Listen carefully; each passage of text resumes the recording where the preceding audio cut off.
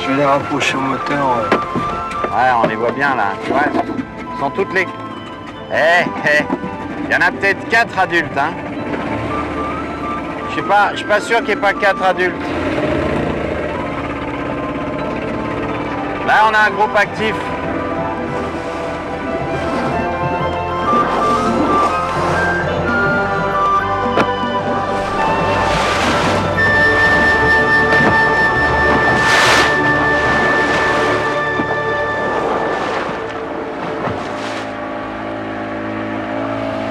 Voilà, elle est blanche aussi la queue là, tu vois là. Regarde, c'est joli ça, regarde ça. Alors, mère baleineau, individu focal. Première escorte qui sort là. Voilà, première escorte avec son aileron nickel. Tu penses qu'il y a 2 mâles avec, tiens, regarde. Hop, là. Accrochu.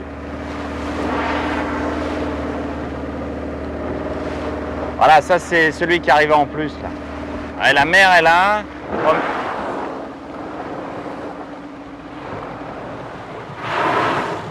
Voilà la mère, ça c'est la mère. Je vous dis bien reçu. Vous contactez Moroni, vous rappelez contact établi. On rappelle le contact avec Moroni 205.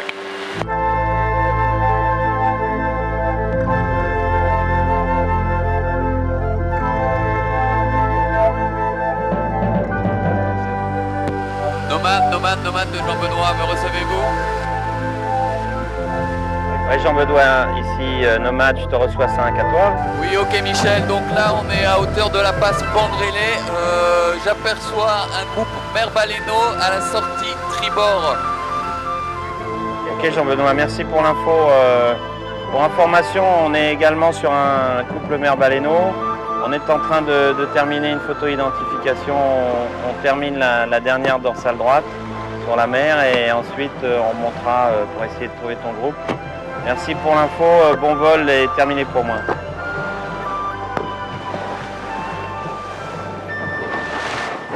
Elles sont quand même incroyables ces baleines, hein.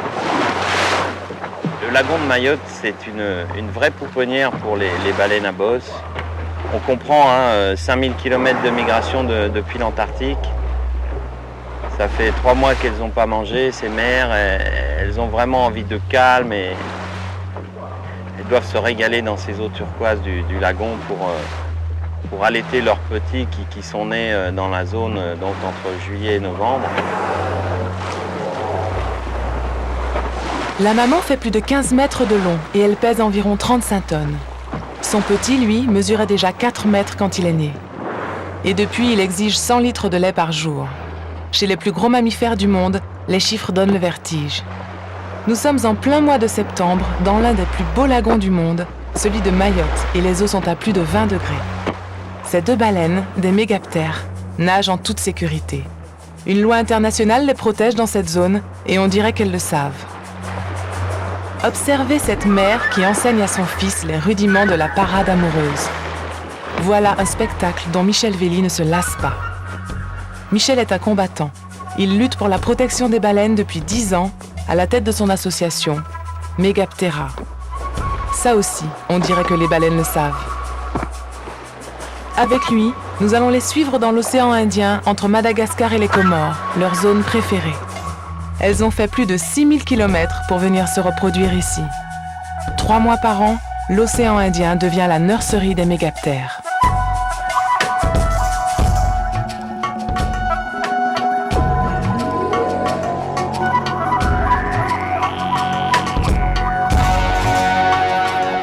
Les baleines ont le sens du rituel. Les premières arrivées sont toujours les femelles. Viennent ensuite les mâles, avec au moins 2 semaines de retard. Les mâles sont plus petits que les femelles, mais à l'âge adulte, ils font largement la taille d'un autobus. On les appelle des mégaptères parce que leurs grandes nageoires font penser à des ailes. La migration annuelle des baleines commence début avril. Elles quittent les eaux froides de l'Antarctique, où elles se nourrissaient, pour gagner les eaux chaudes de l'océan Indien. Trajet entre 6 et 8 000 km. Là, pendant 4 mois, elles ne pensent qu'à s'accoupler et à élever leurs petits. Elles vivent sur leurs réserves, sans s'alimenter, et repartiront se nourrir autour du pôle Sud, début octobre.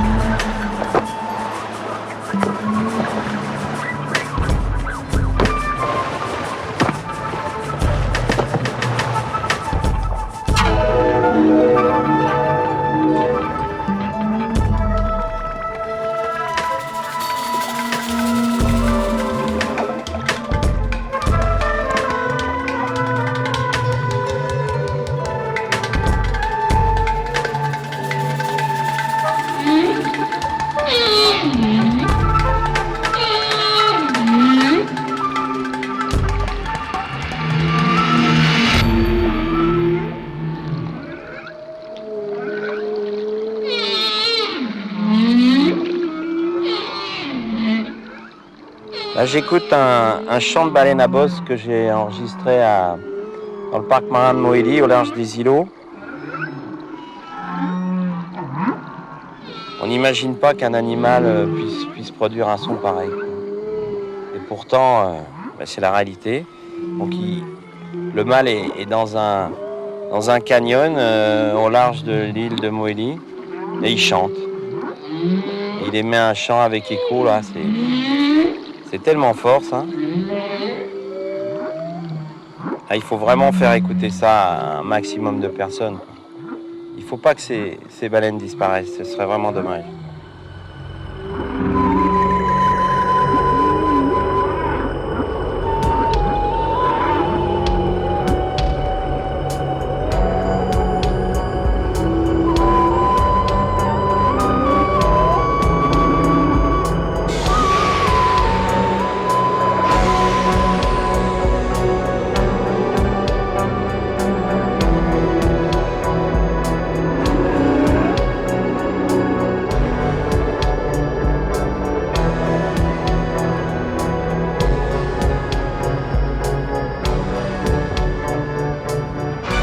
La Commission baleinière internationale se réunit tous les ans pour réglementer la chasse des grands cétacés. En 1986, sous la pression des écologistes, elle a voté un moratoire. Celui-ci interdit totalement la chasse commerciale sur l'ensemble de la planète. Mais certains pays comme le Japon, la Norvège ou l'Islande n'ont jamais respecté cette interdiction. De plus, ils tentent régulièrement d'acheter les votes d'autres pays membres pour une reprise de la chasse. C'est le combat essentiel de Megaptera, la lutte du pot de terre. Mais dans les îles à côté, aux Comores, à Madagascar et dans les autres îles, on a quand même des gouvernements qui peuvent, eux, décider de rechasser la baleine contre des offres d'hôpitaux, de création de routes. Enfin, on connaît le système de bailleurs de fonds. Et ce serait une catastrophe pour les baleines si d'un seul coup, il y avait suffisamment de membres qui décidaient qu'on reprenne la chasse. Donc, nous, on reste méfiants, on est vigilants et on fait une promotion de l'écotourisme, puisque l'écotourisme, c'est une activité qui génère des revenus. Et là, les enjeux, ils sont économiques. C'est pas une histoire de dire on va protéger les baleines parce que c'est des petits animaux ou des gros animaux sympas qui sont dans la mer. On veut pas qu'on y touche, tout ça. Bon, il y a ce côté-là. Mais là, maintenant, on est dans une société de marché. Et tout ça, ça représente énormément de revenus, des montants importants, tant pour la chasse que pour l'écotourisme baleinier. Pendant des années, la protection des baleines s'est heurtée à deux obstacles fondamentaux. D'une part son financement et d'autre part le fait qu'elle entraîne la disparition d'activités économiques et traditionnelles, source de revenus importants.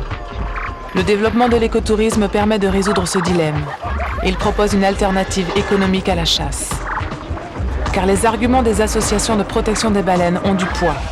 L'activité liée à l'observation des baleines, le whale watching en anglais, progresse de 20% par an. En 2000, elle a généré plus d'1 milliard de dollars en chiffre d'affaires pour 10 millions de touristes. La chasse, elle, a rapporté moins de 100 millions sur les dernières années. Une baleine vivante rapporte donc plus qu'une baleine morte.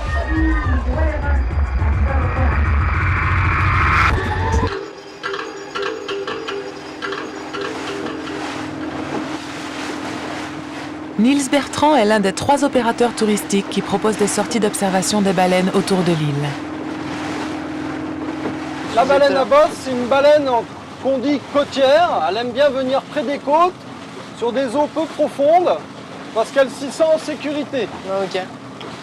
Donc cette immense piscine qu'est le lagon, c'est vraiment l'endroit idéal pour une mère et son petit pour se poser, allaiter, dormir, jouer, tout en confiance, parce que aucun prédateur dans le lagon.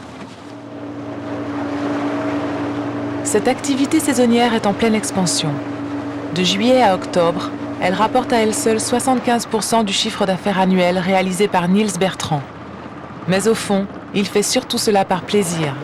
Il est d'ailleurs membre de Megaptera. Voilà, on a apparemment un souffle là-bas dans l'axe. Voilà, là-bas, sur la gauche de l'îlot, on aperçoit un souffle.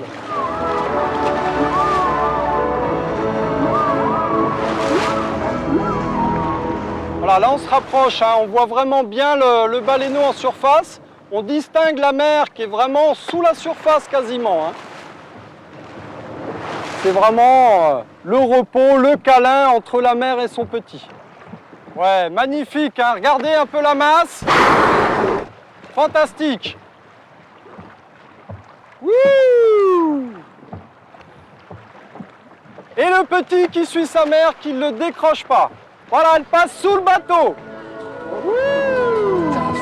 Énorme.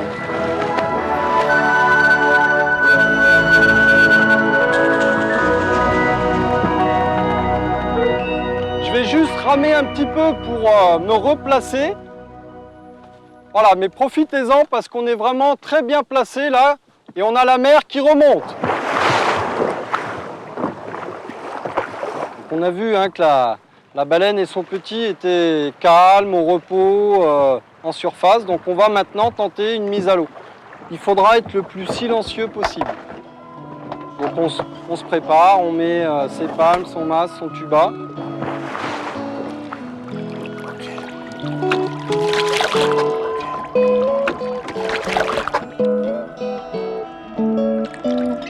À Mayotte, la législation en matière de protection des baleines est un peu plus souple qu'ailleurs.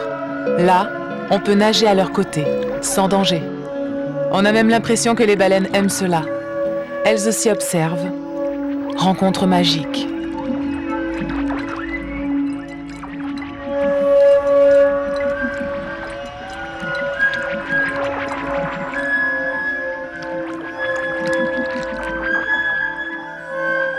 Ça n'est jamais indifférent, que ce soit avec les dauphins ou les baleines à bosse.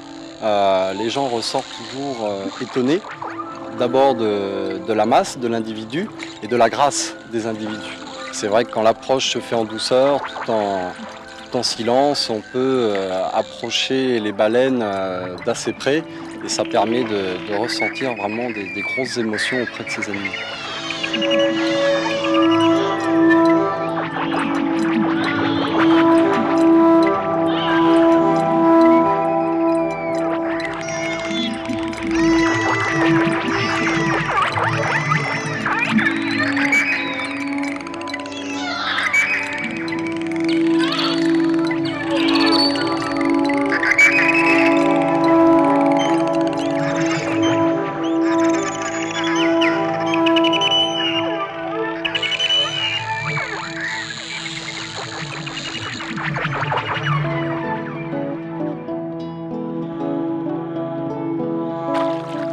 Bah, t'as vu un peu?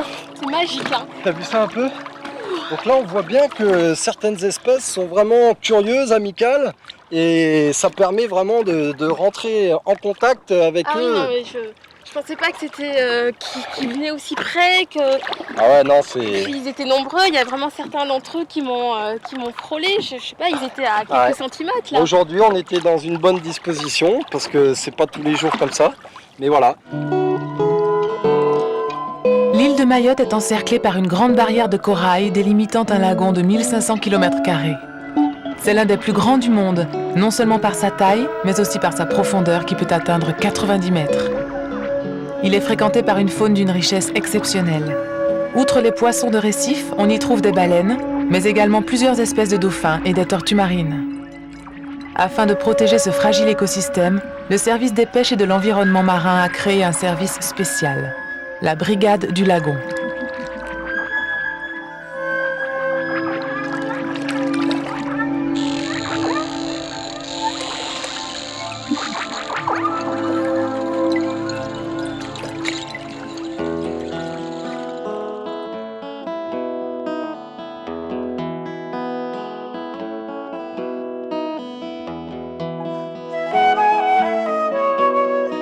Dimanche matin, dans le port de Mamoudzou, la capitale de Mayotte, les hommes de la brigade embarquent pour une mission de surveillance. À bord, Jérémy Kiska, étudiant en océanologie à l'université de Calais. Le service des pêches l'a chargé de réaliser une étude sur le whale watching à Mayotte. Ok.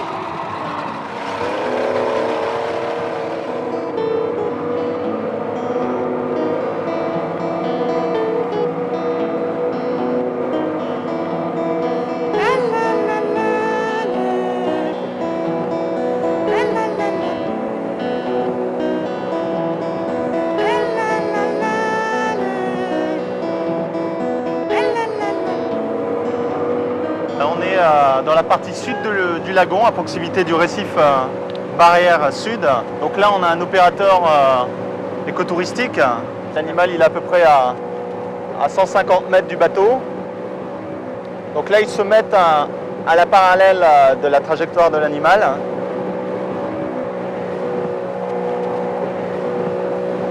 C'est la brigade du lagon de Mayotte. Bonjour.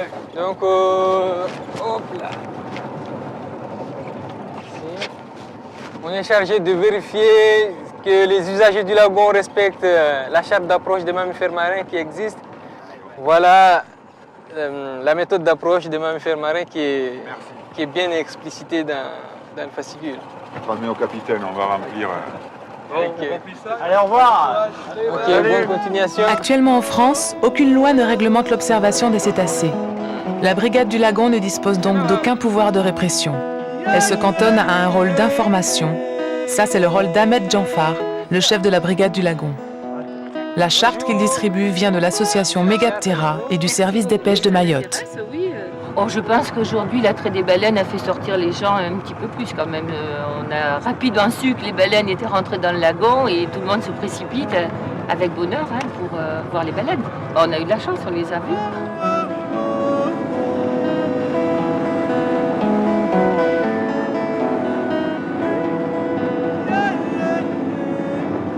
Et la démarche, ça a été d'embarquer avec des opérateurs écotouristiques, de voir leur manière d'approcher les animaux, d'observer également le comportement des touristes, des plaisanciers de manière générale, lorsqu'ils sortent en mer pour observer les mammifères marins, et en particulier les baleines à bosse. Et puis, donc ça a été la mise en place d'un projet, proposition d'arrêté préfectoral, uniquement applicable à Mayotte, pour la réglementation de l'observation des mammifères marins. Si quelques passionnés sont à l'origine du whale watching à Mayotte, aujourd'hui l'administration a pris le relais.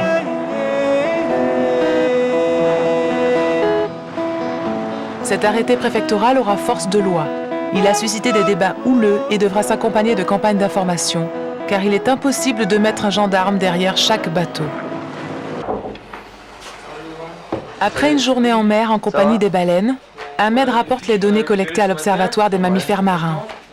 Créé par le service des pêches, cet organisme centralise les informations concernant les baleines à bosse de Mayotte. Il travaille en liaison avec la communauté scientifique internationale. Ok. Et le dernier alors, c'est quoi, c'est un dauphin? Non, c'est un dauphin. Un dauphin. Un des chiffres les plus intéressants qui a été tiré du bilan qu'on vient d'effectuer, c'est que la proportion de mers-baleineaux parmi les observations totales qui sont effectuées, cette proportion, elle baisse de façon régulière et constante. Il n'y a pas encore de quoi s'alarmer vu que c'est un suivi qui est trop récent pour être fiable à 100%. On commence à se poser des questions sur quelles pourraient être les causes pour expliquer cette baisse de fréquentation.